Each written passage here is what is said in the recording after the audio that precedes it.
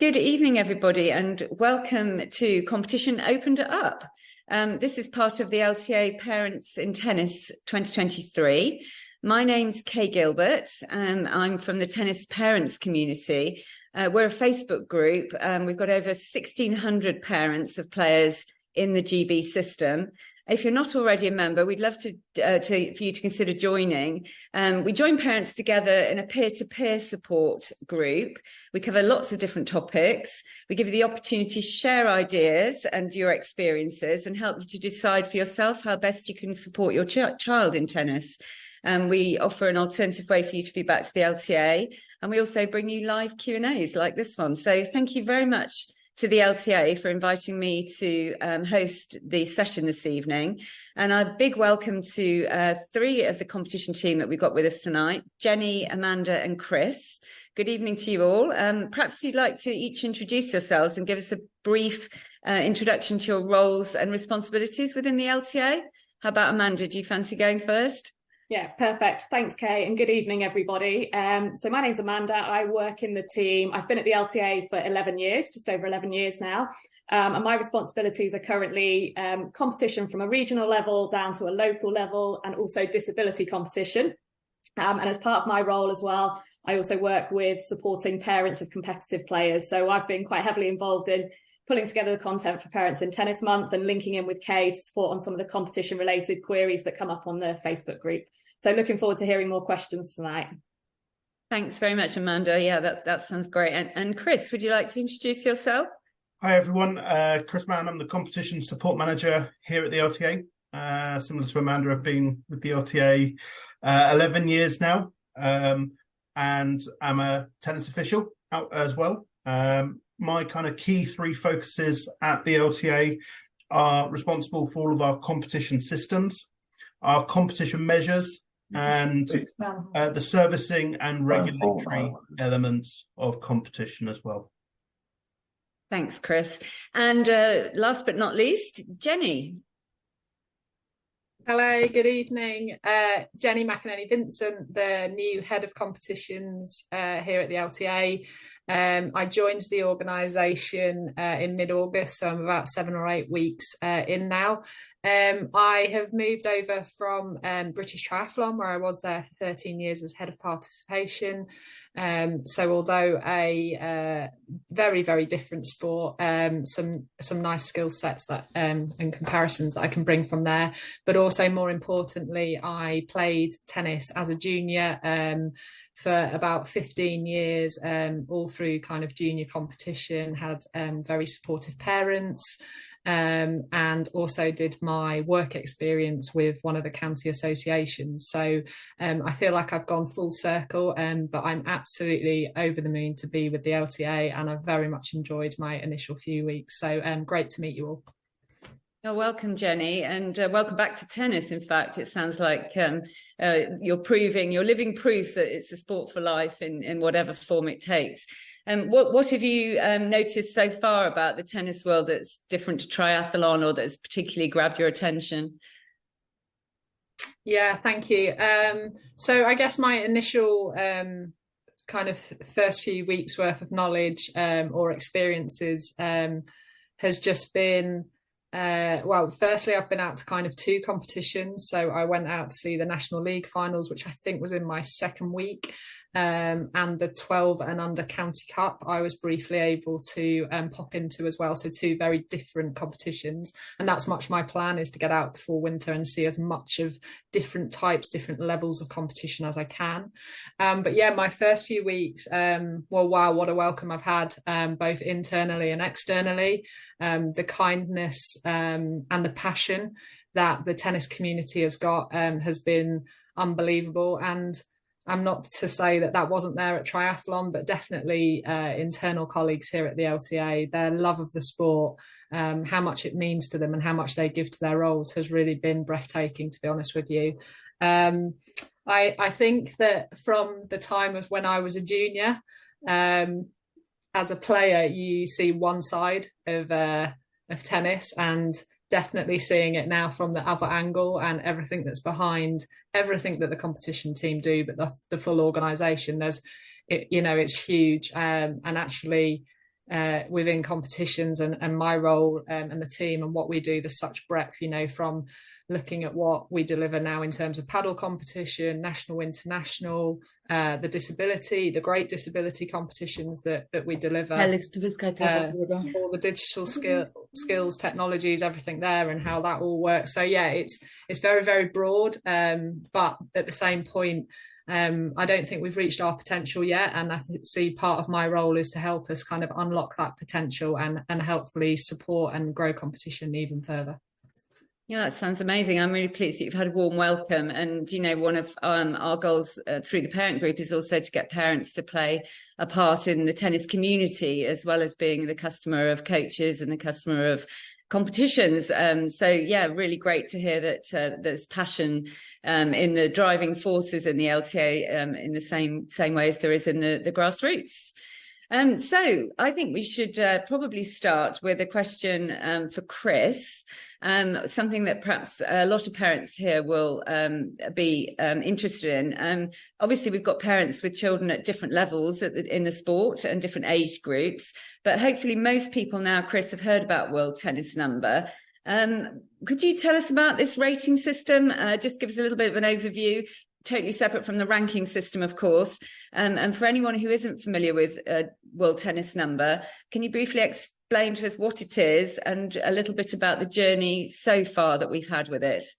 Yeah, absolutely. So the World Tennis Number is a truly global project that we embarked on probably about 6-7 years ago now with the ITF, the international governing body for our sport, together with the USTA, our national governing body counterparts in America, and the FFT, again, in France.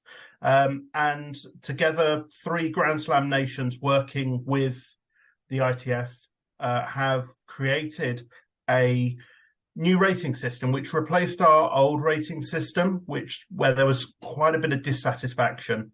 And really what we wanted to do is have a relevant modern system which would provide an accurate measure for any player of any level at any age and stage of our pathway to compete, and to have that measure which effectively provides that understanding of your level. And as such, to be able to measure yourself against other players. Now, it's not necessarily to say that this is a competition acceptance criteria for all, but it's there so that you can find someone of a similar level to compete, to play with or against at any point in your tennis life cycle, because we know that finding people of a similar level is very tricky in the sport, especially in clubs and in parks, and that's what we're trying to do with this system. So that was the overall goal, and it was launched. I know that at the moment it's not being used for acceptance into junior tournaments, and it's not being used for acceptance into regional player development centres. But there is some concerns around the product, because I think some parents feel that it isn't reflective of their child's ability comparative to other children that they know, and also comparative to other systems that they may be aware of, such as the UTR system. And obviously it is being used for some team selection, for schools perhaps, or for ordering in Junior County Cup, for the LTA Youth League fixture ordering as well. It's also used for the older players who are accessing the open events age groups. And some parents are reporting that county coaches are using it to pick the squads. So can you talk a little bit about any challenges that you've had with the number? Because we've also heard of parents reporting results missing and so forth. Tell us a bit about the challenges and where you're at with that. Yeah, so there's quite a few questions in there, and let's start with our measures and how the measure compares to other measures out there in the world. And of course, there are going to be competitor systems out there, such as UTR. I don't think that's any secret. and they all do something very different. Okay, that they're based on the same logic, but they have different principles behind the system. And we have 9 guiding principles of. Sorry, we have 8 guiding principles. I've added one overnight. 8 guiding principles to the World Tennis Number, and I'm not going to go through those now, but they're available on the World Tennis Number page of the LTA website. And they differ slightly to what UTR do. And whenever you're comparing yourself against another measure, of course, because of the way these algorithms are coded, and they're deliberately hidden algorithms with guiding principles, there will be some differences, just like there'll be some differences to ranking. Now, I'm not going to hold my hands up and say the World Tennis Number is 100% accurate, okay? No one will ever get to 100% accuracy, okay? That's the first thing to say. The second thing to say is that we've been working with Imperial College London and their gurus. That's the only way you can refer to them in their statistical analysis business enterprise unit. And I always remember one of the early meetings we had with those guys where they said any system that is performing over 70% accurately is doing exceptionally well. Okay, and that's what they're basing the betting markets on as well. Okay, so if the system's at a 70% accuracy rate, then you're doing very well. Anything that you surpass that with is exceptional. Okay, currently the World Tennis Number is at 76%.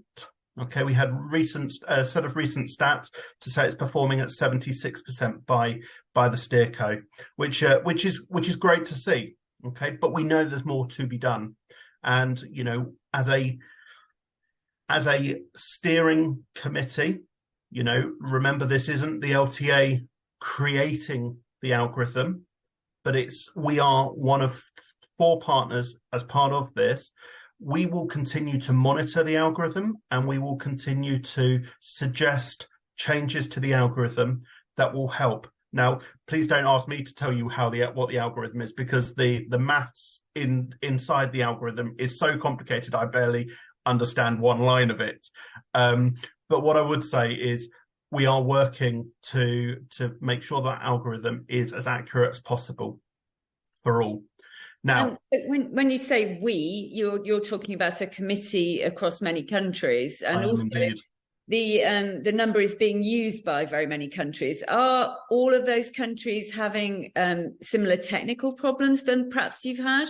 Yeah, so yes, we've got over 50 countries that have adopted the World Tennis Number now, and there are about 100 nations around the world which have historic match data. So that's going really well in terms of an adoption rate. Okay, yes, we'd like it to be quicker, but about 50 nations using it, and about 25 to 30 of them already live with the system. Whenever you do an integration project like this, there will always be teething problems. Okay, some of them have had issues, some of them are working together. We're all working together to resolve those as quickly as possible. Whether they've had them to the same scale as us, difficult to know. But yes, we're all working together to create this number and make sure it's as accurate as possible. So to address some of these IT issues, look, I'm not going to beat around the bush here. I'm not going to make this sound any more. I'm not going to make this sound better than it is. We have had significant integration issues over the past 3 years. Okay, we've gone on a significant digital transformation journey pretty much since we started, when the pandemic started back in 2020. And there is a lot of work going into resolving these. Now, has that been the top priority over, and possibly where we would have liked to have seen it over the last 3, 6, 12 months? No. But what I will guarantee to every person on this call and to any player that was to contact us now, this definitely is a significant priority for the LTA. to get these sorted as quickly as we possibly can. What I will say is we've got a new developer that's joined our team, and he's been fantastic, okay, and has reviewed every one of the APIs integrations that we have between different systems, okay, and is creating a list of recommendations on how these integrations need to work going forward, identifying the issues and ensuring that we solve them once and for all of our sakes, including mine and the competitions team as well. You mentioned, Chris, that there is that your ambition is to help solve everybody's problems with World Tennis Number. How would a parent go about getting a resolution, especially if they have missing results, or if there's something showing in the game zone, or the my game area? What's the mechanism for that? So look, our priority at this present moment is to fix the integration issues. Okay, we've done what we call the outbound APIs. Those went live in August. Okay, and that's sending contact updates to various systems. And now we're working on our results integrations, and that's the pulling data back into our system so we can send it to the World Tennis Number. That work is fully underway, okay, and is, I'm told, 6 to 8 development hours away from being ready to fully test. It's been in test for about a week now. We've identified a few issues, and that's been back into the development cycle to fix. And I'm hoping later this week, but more realistically, let's say next week, we will be starting to pull through results from missing competitions. Now, if you have got missing results, we are going to be starting that process anyway. But what I would say is please get in touch with our customer support team. They're great, okay? They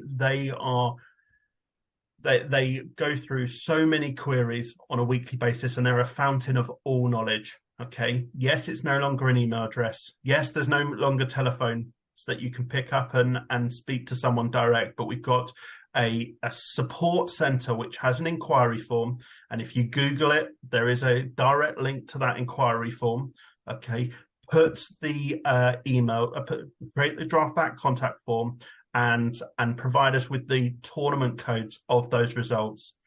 They will then escalate them to one of my team, okay, and they will be responsible for tracking those results through the system, okay, and we will get them loaded as quickly as we possibly can. And there's no danger if a parent flags a tournament that they think's missing and you've caught it a different way, that they end up with 3 versions of the same result going through. That's not possible, right? No, not at all. All integrations have ways of making sure there's no duplicates there. So, as I say, please get in touch, okay? If there is anything that's specific to your player profile, let us know about it, and we will get it resolved as quickly as we possibly can. There's a lot more work to be done behind the scenes. This isn't the end of it, but for most people, this is the most important part. The one bit we're making do with at this present moment is ensuring that all World Tennis Numbers sync across to your player profile and then onto the competition management system. Now, we were made aware of a slight issue with that last week, and it not updating. The work we've previously done is working absolutely fine. Unfortunately, internally, we've had a few issues there, and they are being resolved, and we'll get them all updated as quickly as we possibly can there as well. And we now know what the process should be doing, and we'll be doing it correctly from now on. But that's just an apology there, that player profiles may not be up to date with your World Tennis Number from the My Game dashboard to your CMS profile. It's always good to hear that you've found a problem, because the parents are finding the problems and can see those. So if you found the reason the problem's occurring and you're working on that, that's good to hear. 100%. And can I just say on that, the forum's fantastic, okay? And credit to that knowledge sharing that you've created there, Kay. If there is an issue, though, please do get in touch with us directly, because the customer support team at the LTA, the CST, they will get these issues fixed, okay? Their response rate is less than 1 day, at this present moment, and their target resolution, or they're currently achieving a resolution within 1.3 days, which is fantastic. And I think credit to those guys, and they are a great tool for you guys to support you there. Okay. Anecdotally, we sometimes hear that people feel like their complaint has got lost in the system, or they're being told it's been fixed when it hasn't. But I think I've heard before that you can just ask the question again. Even if your case is closed, you can reply to the email and it'll be reopened. Is that right? Exactly. Whilst there's no what we call an inbound email address, i.e. you can't email info@, once you've got a case open, that email will get through to our customer support team. So use that email to respond. Yes, it will close after, I think it's 14 days once from resolution, but please respond to them. And if you disagree, and they can always escalate it up to my team as well. Okay, and a really quick one about UTR. How does the UTR gather its information from the LTA? Because there are some people with anomalies there between UTR and LTA, and apparently sort of people blaming each other for the breakdown in the middle somewhere. Yeah, it's a good question. I mean, UTR, how do I put this? UTR don't necessarily get their data by legitimate means. There are means of gathering data which aren't from sources that are provided by the LTA, okay, i.e. it's called scraping, okay? They do a lot of that. We provide a monthly expose on the 5th day of every month to UTR to provide data to them, or obviously the first working day after the 5th of the month. If you do see something that's incorrect, by all means, get in touch with the CST again, and they will be able to flag it with my team to get that sent across. But we can only do as much as we can do with the data that we actually provide. Sure. And one more question on age, because obviously the World Tennis Number starts, well, you tell us, when does it start, and how does it relate to recent form? And I know some parents have asked whether recent form could actually be on the acceptance list for tournaments, so that they can see if their child is likely to get into an event. We're all busy these days. We're all trying to plan our time. Have you got anything you can tell us about that? Yeah, no. So World Tennis Numbers are, or effectively we create a tennis ID for every player on the 1st of January, the year a player turns 10. So that's the year a player can start playing in 10 and under, or can start playing in 11 and under competition, but they are 10 years old for that year in terms of competition age. We send all those across, and then as soon as they start playing in yellow ball matches or green ball matches against a player who is 10 as well, i.e. both players have a ITF tennis ID, those results will count towards the World Tennis Number. In terms of recent form, one of the features on our development backlog for 2024 is around modernizing the acceptance list functionality. It's tied in with a couple of projects that we're looking at enhancing on the competition portal next year. So yes, we'd love to be able to provide that information in a meaningful way to players so that they can see what the chances of them being accepted is. But it's, as with everything, it's a prioritization activity that we have to go through to get the best bang for our buck, and what will have the most impact for players there as well. So definitely something we'd love to get after if we possibly can next year. Brilliant. Well, thank you, Chris. You've been very honest and open on World Tennis Number. I know some people have suggested that you just turn it off while you get it fixed, but sometimes these things are not quite so straightforward. I can imagine you've got an awful lot of people to tell and then to retell when it's turned on again. And I imagine that's not viable. Yeah, no, it's not viable. But at the same time, whilst there are some missing results, the majority of results are in the system. We have got over 2.5 million results in the algorithm already.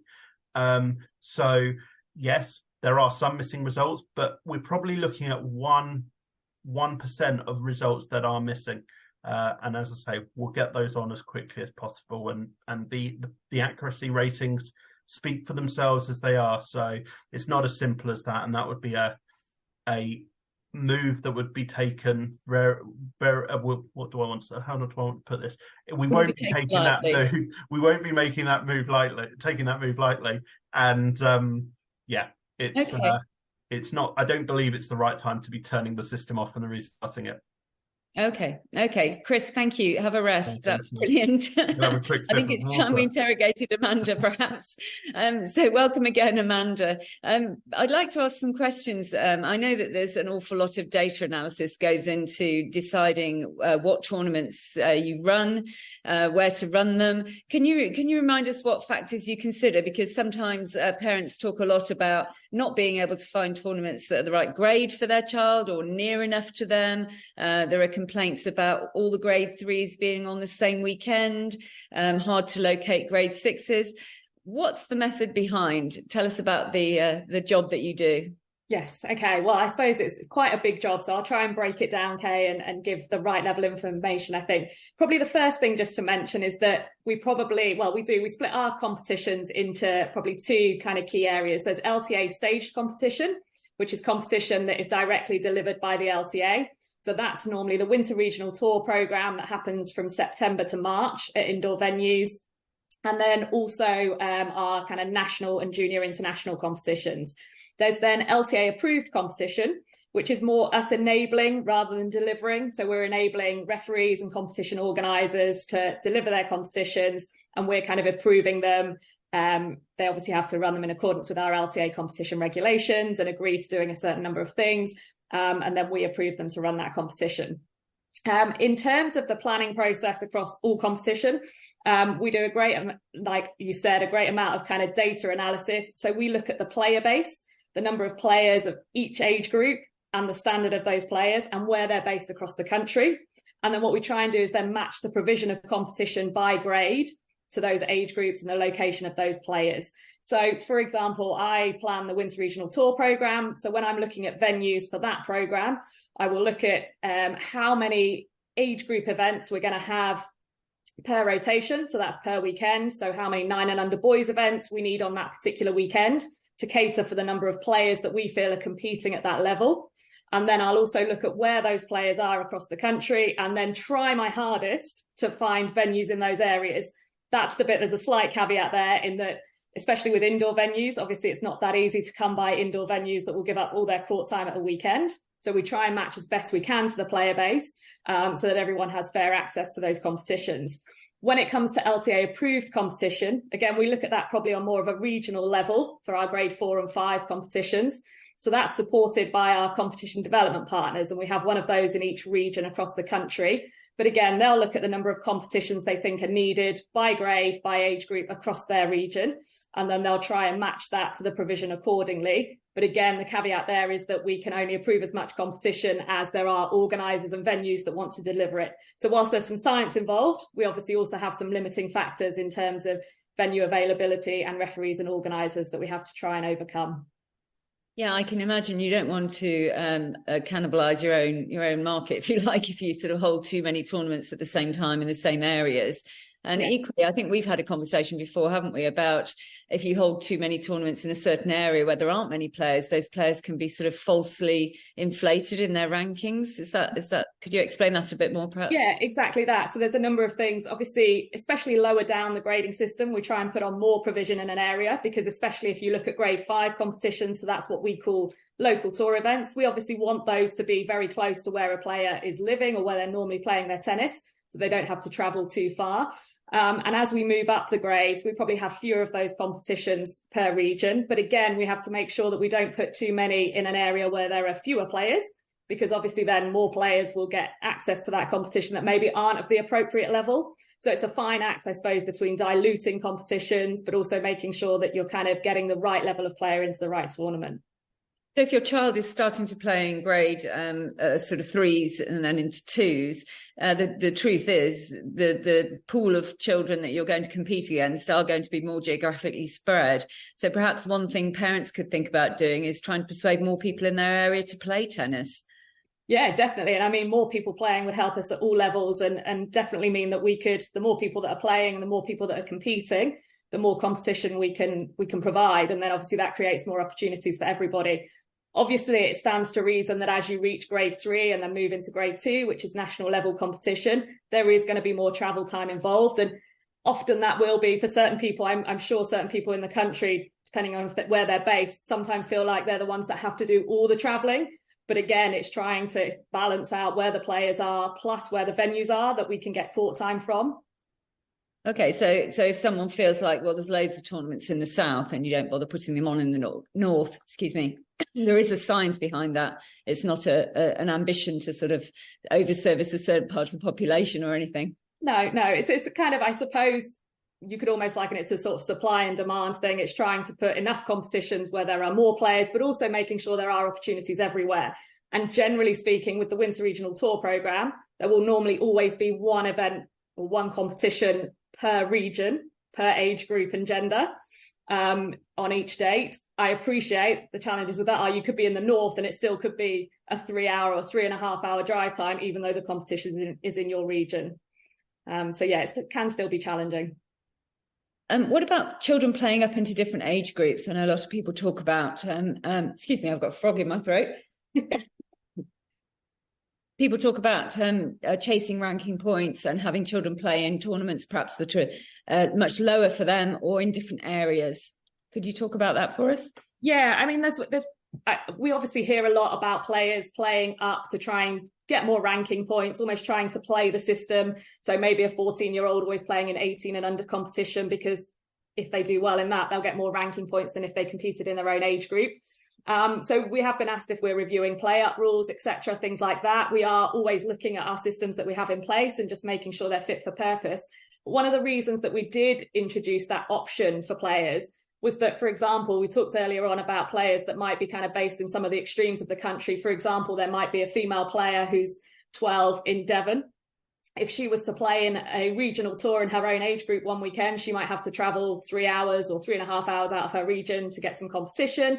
Equally, there might be a 14 and under or 16 and under event, which would provide her with a good level of competition that's a half an hour or an hour drive away. And we want to kind of encourage that and support her to play in that competition and therefore reward her with ranking points appropriately. But yes, we are always looking at the ranking system, those play-up rules and the points available. So there's always going to be some winners and losers, aren't there, to some extent, but you're trying your best by the sounds of it to do something that works for the majority. Yeah, we're certainly trying to make the system as fair as we can. Ultimately, there will be people who feel like, or people will feel like others benefit from it more than they do. But ultimately, we are trying to create as much of a level playing field as we can. What about doubles play? What about it? Well, there's a question in the chat that's come through asking about, particularly under 11 doubles, and just wondering what the pathway is in competition for somebody who wants to specialise in doubles. Yes, so obviously doubles results are recorded and are a part of our ranking system. So players do get rewarded for playing in doubles events. At the moment, I know we have been asked, I think, a couple of times the question about whether we would consider having a separate doubles ranking. Obviously, as well, with World Tennis Number, you can have a singles number and a doubles World Tennis Number. So it's differentiated in the World Tennis Number. And again, I suppose there probably aren't, well, there definitely aren't. I know there aren't because I see the numbers of competitions, as many doubles events as there are singles events. However, we do try and make sure that during the winter season, we run at least one doubles rotation across all age groups during the winter. Same in the summer, it's 1 to 2 rotations. We obviously also have team competition. So our youth league competition, which has doubles events involved in that. And then also our holiday competitions that take place during school holidays and half terms are all encouraged to run a minimum of 2 doubles age groups as part of their tournament week. That's great. Okay, so you mentioned also the team competitions. Do you think there's a lot of emphasis perhaps on individual competitions and not so much on team, or what's your view on that?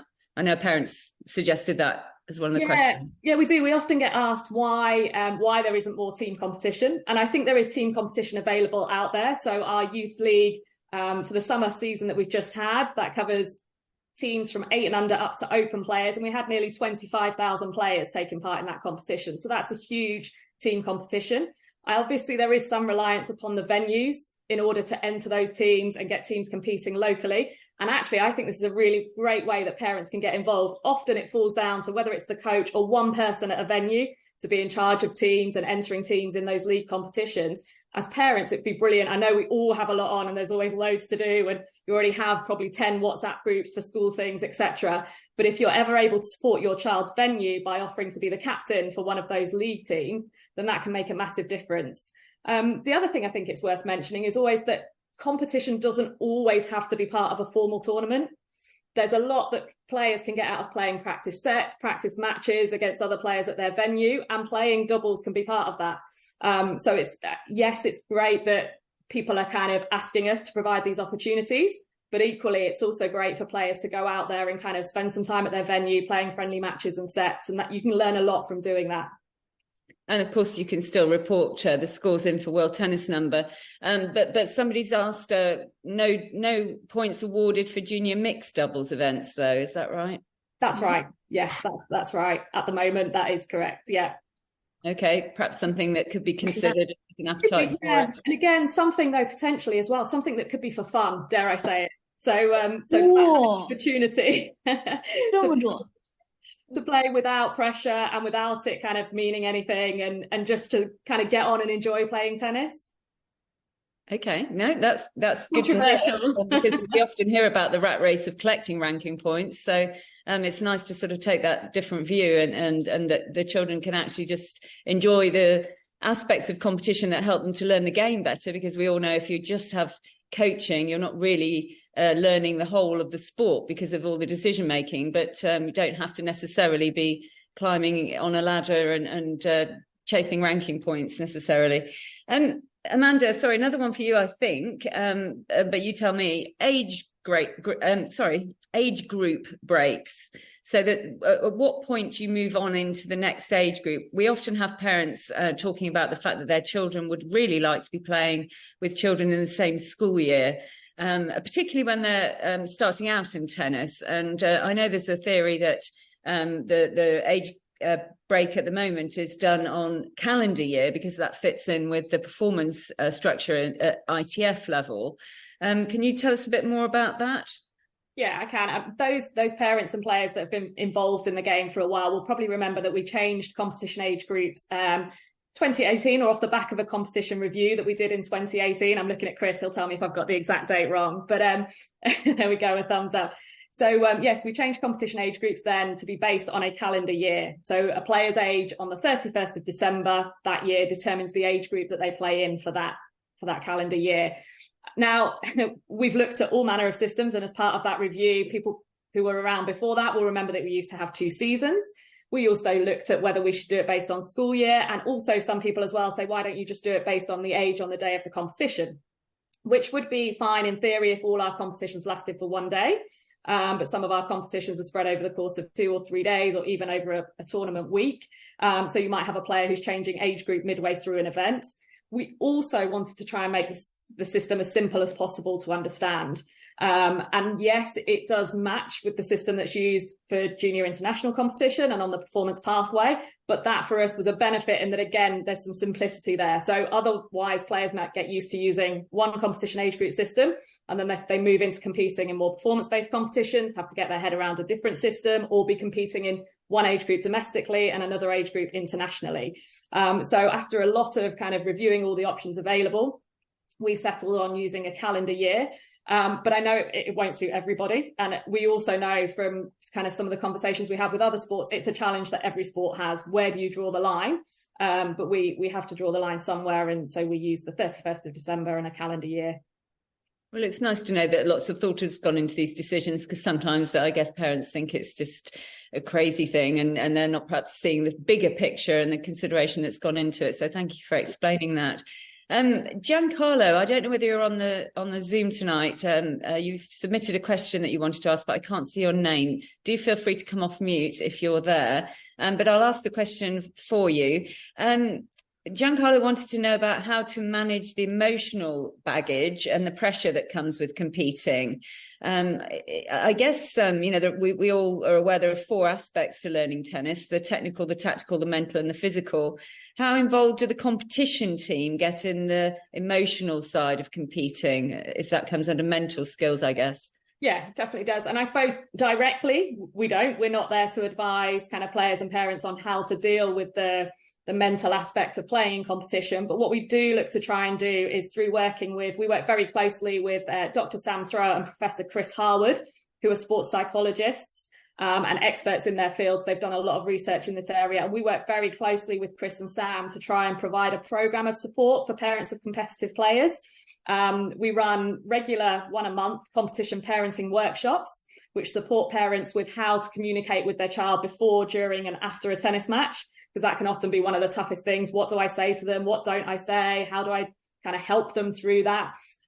They also then run a follow-on workshop to that, which is called the 5 C's workshop. And Chris and Sam are actually also running 2 sessions for us next week as part of Parents in Tennis Month. One, which is on Monday evening, which is for the parent and child to attend together. And it's called Working Together for a Mental Advantage. So I'm doing a little bit of a sales pitch now. We've still got spaces available on that. So I'll pop the link in the chat shortly in case people are interested in joining that. And then they're also doing another session next Wednesday, which is everything you ever wanted to know about sports psychology, but we're afraid to ask. It's obviously quite a complex area. Lots of parents might feel happy chatting to their coach about the technical and the tactical aspects, but not so much about the mental side of tennis. So hopefully next Wednesday, Chris and Sam will be able to answer some of those questions and provide a bit more of that support. We're definitely not the right people to ask. I wouldn't want to even pretend I was an expert in that area. Thank you. No, that's fantastic. I wonder if I should look at perhaps some quick fire questions since we're coming towards the end of the time we've got this evening. And the first couple are for Chris. I understand that that Advantage members should really be putting their telephone number in their profile so that referees can get in touch. Is there anything else that we should be doing, Chris? Okay, so this is an interesting one and a one that we are very much looking at the moment.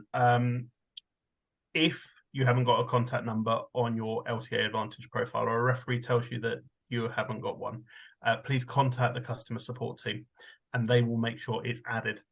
We are looking to reintroduce this. It unfortunately was removed as part of the new Advantage launch. Differing areas of the business wanting different requirements. Unfortunately, this one was missed. We are reintroducing it, but we're also going to be reintroducing, I think this is something that's really important for us to introduce into the competition management system, the ability to state an emergency contact in the event that someone is left at a tournament and we need to get in touch for whatever reason. So those are 2 things that hopefully in Q1 of next year we'll see introduced into the system. But as I say, contact the CST, customer support team, through the inquiry form and they'll be able to add it. Okay, thank you for that. And the second one is, should seeded players ever be given wild cards? Oh, this is an interesting one. Our rules allow it, okay? And it's used across the whole of the professional game. And, some of the biggest competitions, you'll see seeded players being given wild cards when they haven't entered by the deadline. Now, it's up to the tournament organizer to decide whether they wish to accept a late entry that would be seeded. Okay. Some of them are for very valid reasons. Okay. Changes in schedule, being fit to return from injury. Some of them are where players have just missed the deadline. Do I think they should be allowed to enter if they've missed the deadline? It's a difficult one. If it's your home club versus if you're 50 miles away from the competition, there's a lot of things for tournament organisers to weigh up. But there is that facility and provision within our competition regulations. It's good to have the hair. I'd also just add to that, Kay, as well. There may be occasions as well where an organiser or an official might have 7 players and they've got space for an 8-player draw or 14 players. And by accepting 1 or 2 more players, actually they can fill a draw and give everybody a better experience with no buys and make sure everybody's guaranteed the same number of matches. That's a really good point. But yeah, we do appreciate that it can be frustrating sometimes when you've watched where you are in the acceptance order and you're expected to be accepted or expected to be seeded. But also, actually, Chris, just to clarify on that, if acceptances have been published, no player that's been accepted should be pushed out by a late entry regardless. Correct. Yeah, and wildcards can't be added once the draw has been made. And that brings me on to another question about the withdrawal system. Sorry, not withdrawal symptoms. That's something completely different. The withdrawal system and the impact that has on tournament organisers and on players on waiting lists. Who, again, parents finding it difficult to plan their weekends and even plan which tournaments they enter because of all the withdrawals. Yeah. So withdrawals. I mean, we don't see a significant number of withdrawals. And since we implemented the withdrawal system, it was one of the first things we did when Amanda and I both joined the LTA, was introduce the withdrawal system. Obviously, we don't want to see players withdrawing. We understand that some players do need to withdraw. And the withdrawal system isn't there to penalise players, but there does need to be some penalty for the disruption that's caused for a withdrawal. Okay. And obviously, in exceptional circumstances, you are able to challenge the imposition of withdrawal points. But it's also one of the reasons why we introduced the overlapping competition regulations to ensure players aren't sitting on multiple acceptance lists, knowing that they can't play in all of those competitions because it's not feasible. So we do try and use the regulations to ensure that as many players are getting into as many competitions as possible. But at the same time, there are times where it is possible for a player to lose early in one tournament, and we don't want to be saying to players that they can't enter something else. Okay, and leading on from that, a combination of the two topics then of wildcards and late withdrawals. Somebody commented that late announcements of wildcards for grades 1 and 2 are causing late withdrawals for grade 3s, which sometimes forces redraws and causes the players to lose their entry fee for the grade 3. Is that something you're aware of? It's something we discuss and something that we are aware of. We want to get acceptance lists out for the performance competition calendars, those grade 1 and grade 2 competitions, as soon as possible, so that players know when they will be, whether they've been accepted or not, so they can book accommodation because they are travelling from across the country and probably will need accommodation. We try and get the wildcards in as quickly as possible, but we are reliant on our performance team to support us in that process. And also the performance team will want to see what's happened in previous week's competition as well. But we do try and utilise those positions as quickly as possible so that players can move up. Yes, sometimes it does cause disruption to other competitions, but that is the reason why competition entry deadlines are staggered.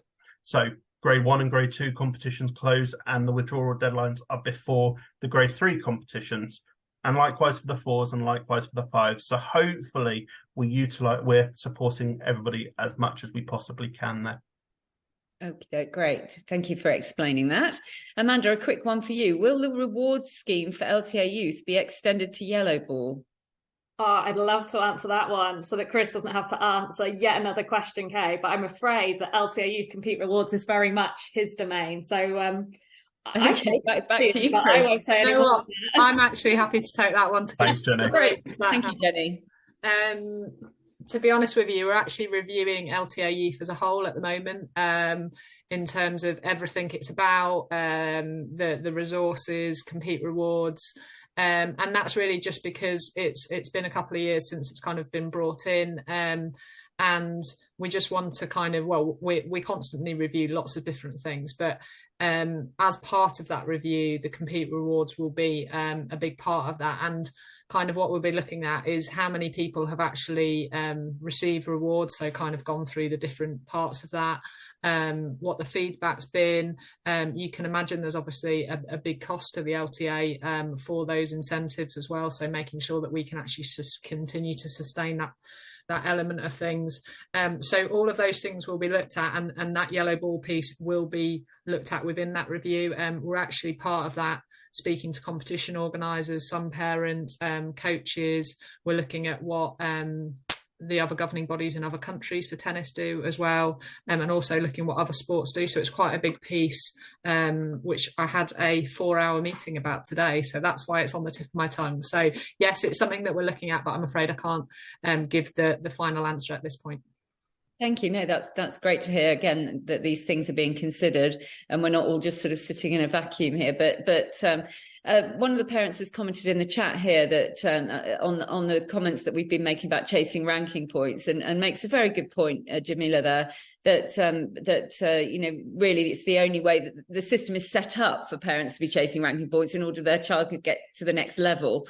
And I guess, you know, it's fine to say, well, just follow the process and your child will arrive at the destination, but sometimes it doesn't feel like that, perhaps, as a parent. So I think that's a point well made, that where we're supporting our children, sometimes it does need us to be a bit clever about how we make sure they do get the points so they can access the right level. And the one thing I would just say there, Kay, is that, you know, we don't pluck these figures out of thin air in terms of how many events count and the percentages that are there and the multipliers as well. We think about those things. Yes, we can't always predict every bit of player, parent, coach behaviour, but we do try and robustly consider all of these things when creating these systems. Okay. A question more generally then, perhaps Jenny might be able to talk a little bit about this, although she's disappeared off my screen. Oh, no, she is, sorry. I thought you disappeared there for a minute, Jenny. Can we talk a bit about how parents can get involved in supporting tennis in Britain? I'm thinking about, you know, maybe getting more players, becoming coaches themselves, becoming officials, even volunteering at major events. We've got a few major events coming up. We've got Shrewsbury at the moment, haven't we, and Edgbaston in the ITF circuit, and then the Billie Jean King Cup tie coming up in November at the Copper Box in London, and also the Davis Cup finals in Malaga. So just generally, have you got any advice for parents on how they can not only support their own child, but support tennis generally? Yeah, sure, absolutely. It's a nice question, actually, because I had very supportive parents that kind of did a lot for the game. So I won't go back that long, though, to give you what they did. But yeah, I think, you know, one of the things that I'm currently looking at, and why I'm keeping relatively quiet at the moment, is we've got the two experts here for a lot of the stuff. But actually, when you join somewhere new, it's important that you listen and you learn to start with. But what I'm also doing is looking at the bigger picture and kind of looking, you know, we've got so many numbers of adults and kids participating. Our participation numbers are huge right now, but those that are kind of moving through and converting to actually compete drop quite a lot. So what I'm looking at is how can we grow the numbers of kids and adults competing over kind of the next 5 to 6 years. As a governing body, we're currently looking at our next 3-year strategy of tennis opened up. So not a massive change, but an evolving of the current strategy. But a really big piece that I'm looking at, and actually trying to take some of the learnings that I've got from triathlon is the role of kind of our competition organisers. And I've seen some of the feedback on the chat, which all of the feedback's really, really useful for us. But, you know, one of the things that I need to do is look at actually what are our limitations, what are our barriers, why haven't we got more competition? And one of those limitations is the number of competition organisers.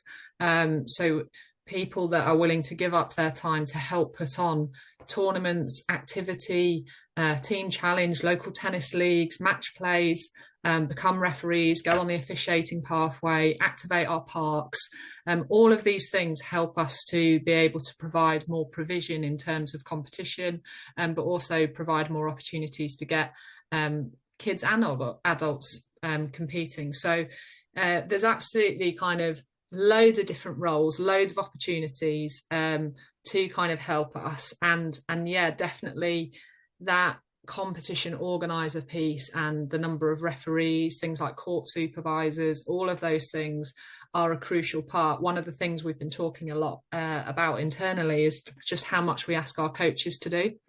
And kind of some of my initial learnings is how many coaches can we then also ask to put on competition. I personally feel that for some that's too much of an ask to do even more. So yeah, it's actually for us to kind of go out and find ways to recruit new competition organisers to help us be able to grow that and to then provide more opportunities for all of your children to do more competition. That's great. And of course, the LTA awards are now live for 2023. So parents are very welcome to not only nominate coaches and so forth, but also officials and competitions. There's many different categories. So do have a look and see what's on the LTA website about the LTA awards. And Chris, there's also the official shout out, isn't there? But parents are saying, we used to have the ability to feed back about tournaments. What ways can they suggest improvements or feedback? I mean, and could you explain the shout out as well, please? Yeah, I can do my best on the shout outs and definitely on the tournament satisfaction survey. So the tournament satisfaction survey was something that we did have in the old system, and one of our parts of streamlining all these systems was to bring everything into one place through the competitions portal. Now, of course, there are a number of things still on that backlog that we continue to prioritize, and that is definitely still very much there.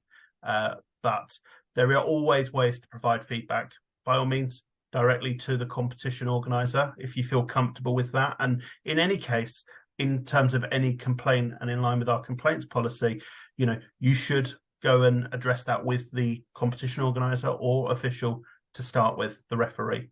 But if you can't solve that, then of course our customer support team are the place to go to raise that complaint.